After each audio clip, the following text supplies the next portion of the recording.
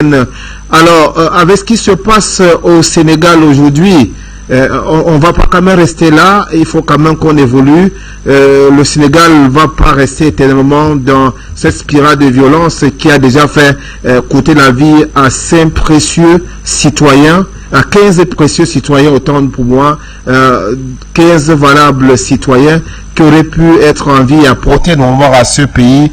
Comment faire pour s'en sortir de votre point de vue, Écoutir Béranzin? Vous qui pensez que, bien sûr, qu'il y a une main étrangère, et plus précisément la France, dans cette affaire.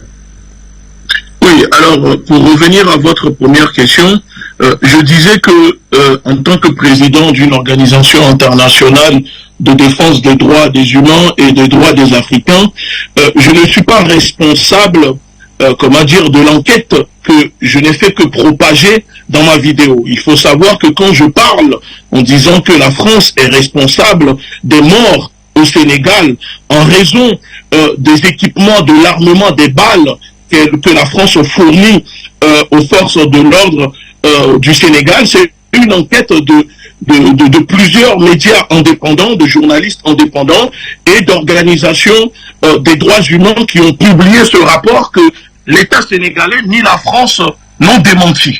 Donc moi je ne fais que, en réalité, relater au fait ces informations pour dire que la France est responsable.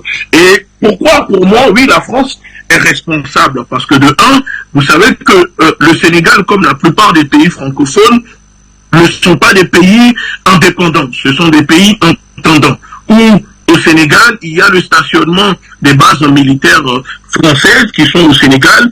Il y a aussi des coopérants, des militaires français qui sont au Sénégal. Ce sont la France encore une fois qui forme les policiers sénégalais, les gendarmes sénégalais au maintien de l'ordre au Sénégal. Et les conseillers de la police sénégalaise, de la gendarmerie, c'est encore des coopérants français, des militaires français. Ça veut dire que la France fournit l'armement, les équipements qui tuent les Sénégalais. Parce que vous l'avez rappelé, il y a plus de 16 morts. En réalité, selon les chiffres que nous avons, il y a plus d'une trentaine de morts, mais les chiffres officiels de l'État sénégalais parlent de 16 morts. Donc quand on prend ces morts, moi sur le plan juridique, la responsabilité de la France doit être engagée. Ça veut dire que les entreprises qui donnent ces équipements à ces policiers qui tuent les Sénégalais, il faut aussi engager leur responsabilité. Parce que la France le sait pertinemment depuis 2020 qu'il y a une répression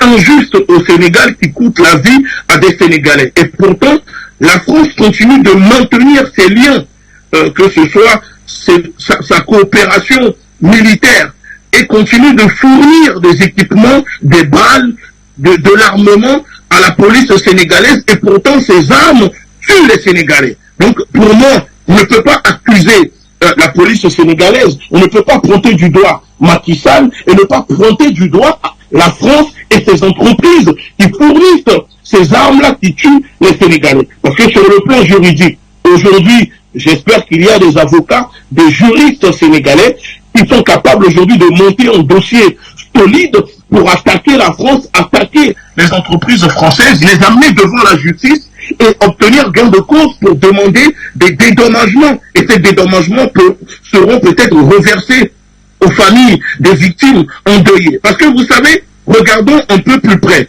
Vous prenez l'Ukraine par exemple. La France fournit des armes et qui tue en Ukraine, dans le Donbass. Il y a une enquête qui a été déclenchée.